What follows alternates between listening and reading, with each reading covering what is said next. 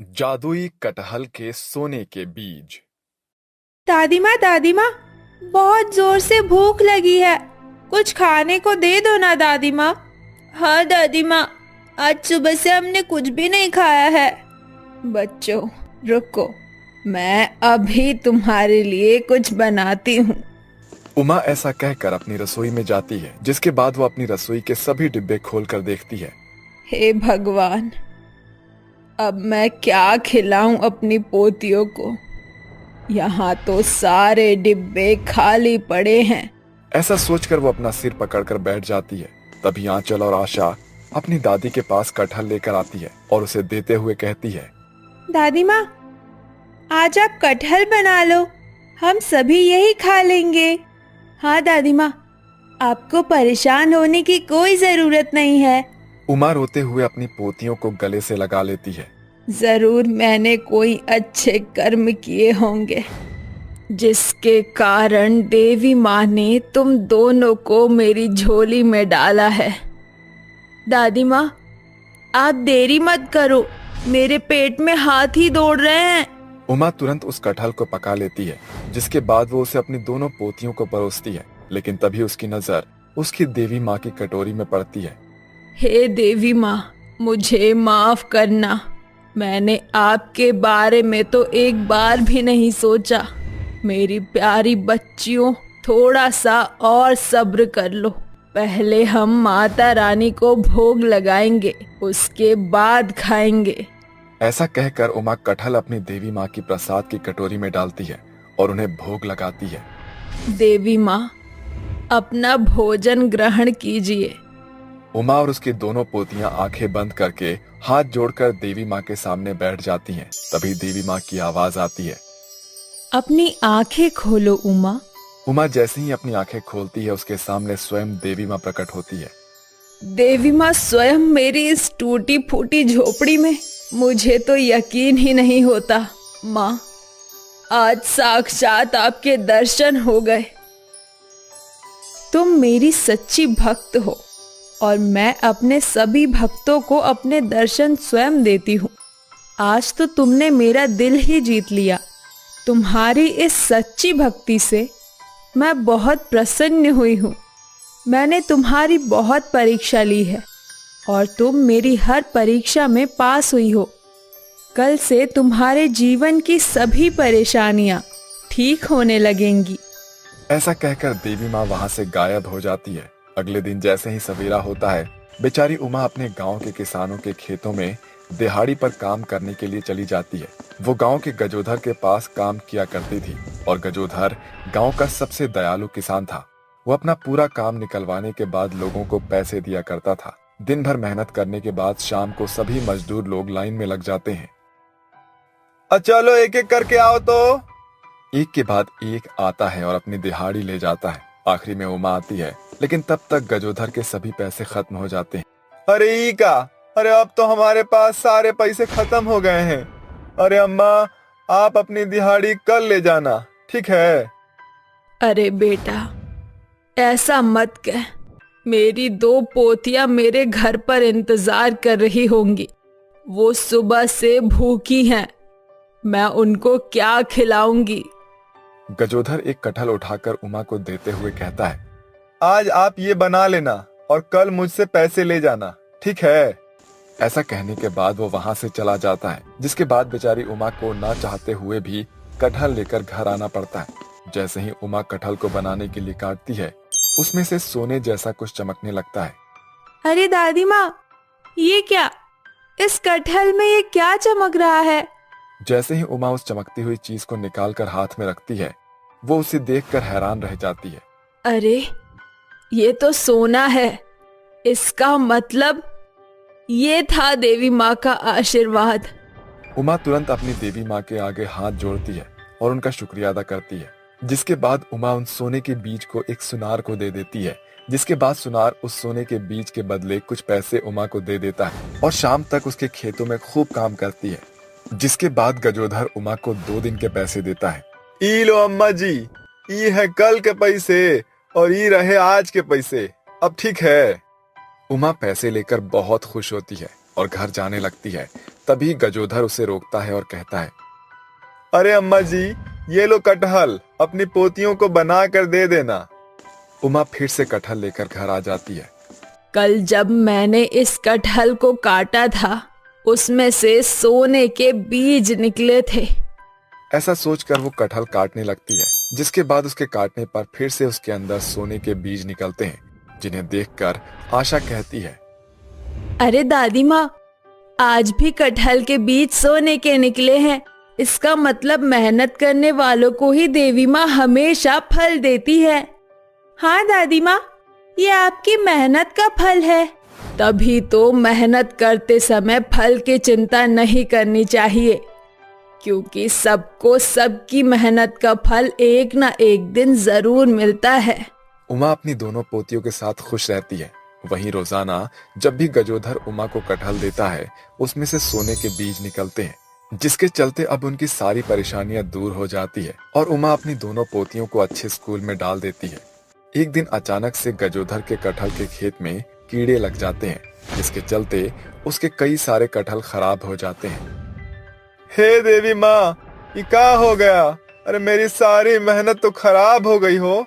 एक तरफ गजोधर अपने खेत की हालत देखकर रो रहा होता है, तो दूसरी तरफ उमा उसके खेत में दिहाड़ी पर काम करने के लिए उसके पास आती है और उसकी ये हालत देखकर कहती है, चिंता मत करो बेटा, एक दिन सब ठीक हो जाएगा।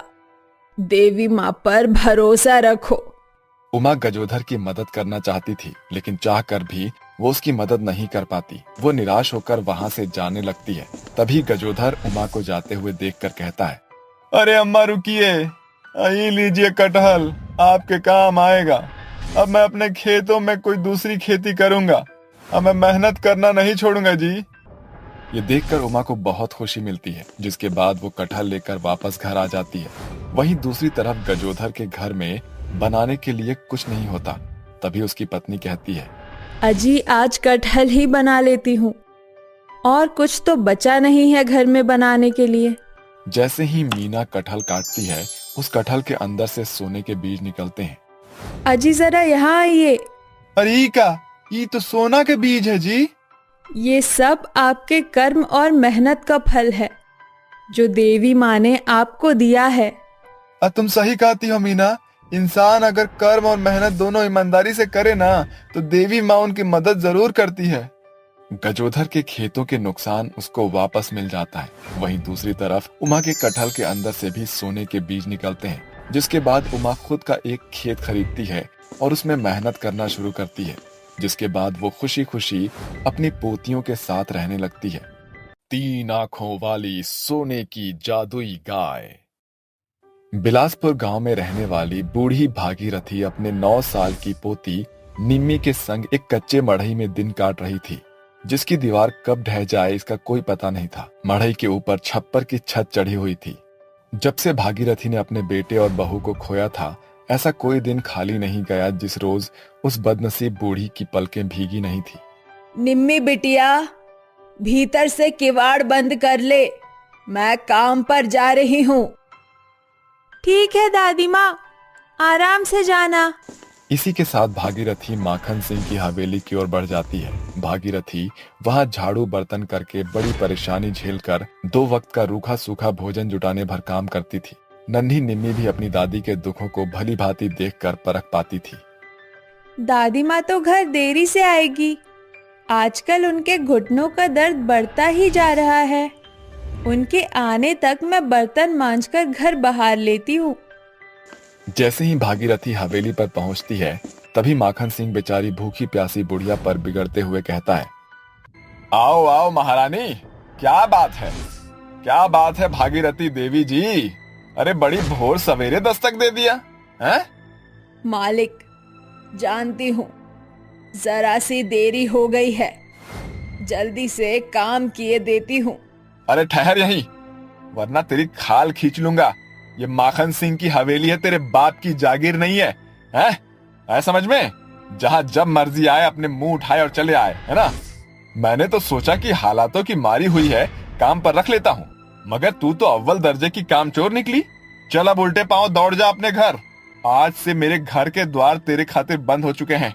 अरे ऐसा ना कहो मालिक, मुझ दुखियारिन को काम से निकाल कर बाहर ना करो, वरना मेरे घर का चूल्हा जलने पर भी आफत पड़ जाएगी। मेरी नन्ही पोती भूख से मर जाएगी। अब तो चाहे गिड़गिड़ा मगर माखन सिंह का दिल नहीं पिघलने वाला, समझ में आया? ठीक है मालिक, मुझे 15 रोज का मेहनताना ही दे दो। मैं तुझे एक पाई नहीं दूंगा, चल भाग जा यहाँ से। भागीरथी माखन सिंह की मक्कारी को भली भांति जानती थी, लेकिन थक हार कर वो रोते डहकते हुए घर की डगर धर लेती है। मगर उसका मन अंदर ही अंदर इस चिंता में घुले जा रहा था कि वो घर जाकर अपनी नन्ही पोती को क्या खिलाएगी। तभी उसके कदम एक जंगल के आगे जम जाते हैं। रसोई के खत्ते तो खाली हो चुके हैं, क्या पता जंगल में फल का गाछ हो। एक दफा जंगल टटोल कर देखती हूँ। जैसे ही भागीरथी जंगल में घुसती है, इस रास्ते के बीच एक 3 आंखों वाली गाय रंभाते हुए दिखती है। माँ! माँ! माँ! ये 3 आंख वाली गाय कहीं महेश्वरी या मायावी तो नहीं है? भगवान, ये गाय तो चोटिल है। जाने किस कसाई ने इस बेजुबान गऊ पर ताड़ना बरसाई है। अगर इसके घाव पर मरहम पट्टी नहीं बांधी तो इस बेचारी बेजुबान की जान चली जाएगी। ऐसा सोचकर भागीरथी उस 3 आंख वाली गाय को अपने घर लेकर आती है। तभी गाय की गुहार सुनकर निम्मी बाहर आती है। दादी माँ, ये गैया किसकी है? निम्मी, जल्दी से भगोने में पानी भरकर यहाँ लाओ, ये गौ माता प्यास से मंदी हुई है। निम्मी झटपट से भरा हुआ भगोना गाय के सामने रख देती है। गाय भरपेट पानी पीकर थसकर मारकर बैठ जाती है, जिसके बाद भागीरथी उसके घाव पर लेप तैयार करके लगा देती है। कई घंटे गुजर जाते हैं। गौ माता, देखो अंधियारा घिर गया है, अब आपको जाना होगा। मेरे घर की माली हालत बेहद दुबली है, ऐसे में मैं गरीब आपको रख पाने में असमर्थ हूँ। ऐसा सुनकर उस गाय के तीनों आंखों से आंसू उमड़ आते हैं, मानो वो 3 आंख वाली गाय भागीरथी की भाषा समझ गई हो। और जैसे ही वो आंसू धरती पर गिरते हैं, वो खरे सोने के बूंद में बदल जाते हैं। दादी माँ, ये देखो, इस 3 आंख वाली गाय के आंसू तो सोने में बदल गए हैं। ये कोई जादुई गाय है। निम्मी के ऐसा कहते ही अचानक तजोमय सुनहरी किरण कर्कश ध्वनि के साथ उस 3 आंख वाली गाय पर फूट पड़ती है, जिसके साथ वो गाय सींग से लेकर पूंछ तक सोने में अलंकृत होकर कहती है, तुम एकदम खरे नतीजे पर पहुंची हो निम्मी। मेरा नाम तारा है। मैं कोई आम गाय नहीं, बल्कि जादुई 3 आंख वाली इच्छा पूर्ति गाय हूँ। भागीरथी, तुमने तहे दिल से मुझ 3 आंख वाली गाय को सेवावाड़ी में अब तक ऐसा ही ठिकाना खोज रही थी, जहाँ रहने वाले जन खराई की चाल चलते हों। अब मैं तुम्हारे संग ही रहूंगी। तुम्हारा गांव मेरा गांव ठहरेगा, इसीलिए तुम्हारा दुख अब से मेरा दुख होगा। मांगो, मैं तुम्हें मन चाहा वर दूंगी। सुनो जादुई सोने की 3 आंख वाली गाय, क्या तुम मुझे जलेबी दे सकती हो? मुझे रसीली मीठी जलेबी खाने का बड़ा मन है। निम्मी, तुम्हें जो चाहिए मेरे कान में कह दो, तब वो मेरे जादुई तीसरे आंख से पूरा हो जाएगा। जैसे ही उस 3 आंख वाली जादुई गाय के कान में जलेबी की मांग करती है, तारा गाय अपनी तीसरी आंख से जलेबी से भरा एक बड़ा हांडी उसके सामने प्रकट करती है, जिसे देखकर निम्मी की आंखें चमक उठती हैं। शुक्रिया तारा, तुमने तो कमाल कर दिया। उस रात निम्मी और भागीरथी जलेबी खाकर भूख मिटा लेते हैं। अगले दिन भागीरथी सोने के आंसू के बूंदों को सोनार के हाथों बेच देती है, जिसके बदले उसे बड़ी कीमत मिलती है, जिसे लेकर वो बुढ़िया घर आती है। सोच क्या रही हो भागीरथी? इन पैसों से अपने लिए एक घर के निर्माण की नींव धरो। नहीं जादुई सोने की 3 आंख वाली गाय, पहले तुम्हारा गौशाला तैयार होगा, फिर घर। भागीरथी के मन में अपने प्रति इतना स्नेह भाव देखकर 3 आंखों वाली गाय की आंखों से आंसू डबडबा जाते हैं, जिसके साथ तजोमय सुनहरी रोशनी उसे सोने की गाय में बदल देती है और आंसू के कतरे सोने के बूंदों में बदल जाते हैं। भागीरथी, मेरे आंखों से बहे सोने के बूंद को बटोर लो, वरना लोभी लोगों को मेरे जादुई गाय होने का परिचय मिल जाएगा। 2 दिन के भीतर जादुई 3 आंख वाली गाय का गौशाला बनकर तैयार हो जाता है, जिसके बाद भागीरथी अपने और निम्मी के लिए एक आलीशान घर की नींव रखकर अपने बरसों पुरानी मड़ई से निजात पा लेती है, जिसकी खुशी में वो अपनी 3 आंखों वाली गाय को मेवे मिष्ठान खिलाते हुए कहती है, ये लो मेरी जादुई 3 आंख वाली गाय, तुमने मुझ बूढ़ी पर बहुत उपकार किया। मैंने कभी सपने में भी नहीं सोचा था कि मैं अपने पक्के मकान के लिए एक ईंट भी जोड़ सकूंगी, मगर तुम हमारे लिए मसीहा बनकर आई। आज तुम्हारे कारण मुझ बुढ़िया के घर से गरीबी के गाढ़े बादल छट पाए हैं। दादी माँ, अब मैं स्कूल जा पाऊंगी ना? हाँ निम्मी, तुम स्कूल जरूर जाओगी। ऐसे ही दिन सप्ताह और सप्ताह महीने के मंजर में बीतता जाता है, मगर एक रात भागीरथी नींद में मांदी हुई मौत के फाटक के पार पहुंच जाती है, जिसकी कभी भोर नहीं होती। अगली सुबह उसके घर में रोना पीटना लगा हुआ था। दादी माँ उठिए, आप मुझे अकेला छोड़कर नहीं जा सकती। निम्मी को फफक फफक कर रोता देखकर उसकी 3 आंखों वाली गाय की आंखों से आंसू उमड़ आते हैं। तभी तजोमय सुनहरी रोशनी उसे सोने में बदल देती है, जिसे देखकर पूरा गांव अचक्के में आ जाता है और रमिया कहता है, अरे देखो देखो गांव वालों, ये 3 आंखों वाली गाय तो मायावी है। इसके तीनों आंखों से तो खरे सोने के आंसू बह रहे हैं। ये देखकर माखन सिंह ललचाई आंखों से देखते हुए चिकनी चुपड़ी चाल चलकर कहता है, रुक जा रमिया, ये 3 आंखों वाली गाय मेरी है। मैंने ही इसे भागीरथी को दिया था, मगर अब भागीरथी तो रही नहीं, तो मैं ही इसे ले जाऊंगा। नहीं, मक्खनलाल झूठ बोल रहा है, तारा हमारी गाय है। ये सुनकर माखन सिंह झुंझलाहट के साथ निम्मी को झड़पते हुए 3 आंखों वाली गाय का खूंटा खींचतानी करते हुए जाने लगता है। तभी गाय अपने कंठ खोलकर बोल पड़ती है, ठहर जा कपटी, मैं भागीरथी की गाय हूँ। तूने जो सताप बेचारी भागीरथी को दिया, आज उसे सारा गांव देहात देखेगा। इतने में सोने की जादुई गाय तारा की तीसरी आंख से उत्कर्ष किरण बड़े गोलाकार में उभर जाती है, जिसमें पूरा गांव भागीरथी की गिड़गिड़ाहट और माखन सिंह की मक्खता देख लेता है। माखन सिंह, एक बूढ़ी औरत के मजदूरी का हक मारते हुए तुझे लज्जा नहीं आई? मारो लोगों, इसे मारो। इसी के साथ माखन सिंह को गांव गढ़ का रोज झेलना पड़ता है, जिसके बाद नन्ही निम्मी अपनी 3 आंखों वाली गाय के संग रहने लगती है। निम्मी भागीरथी की जिम्मेदारियों को संभालना नहीं भूलती। वो रोजाना तारा को खेत खलिहान चराने ले जाती थी, उसका गोबर कटका भी करती थी। बदले में तारा उसे इंसानों से बढ़कर प्यार दुलार देती थी। साथ ही वो 3 आंखों वाली जादुई सोने की गाय गांव के गरीब तबकों की भी मदद किया करती थी।